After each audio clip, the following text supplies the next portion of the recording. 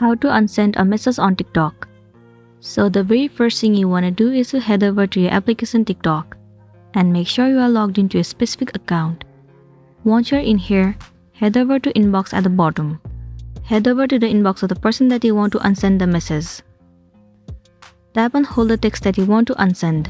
The option of delete will be visible to you. Click on it. Now you can see only delete for me is visible. If you click on it, the text message will only be deleted for yourself, and then it won't be deleted for other person. So you should know that it is impossible to unsend the text to other person. All you can do is wait for the TikTok to update the feature. Once the feature on your TikTok account is updated, you will be able to unsend the text messages and you'll be good to go.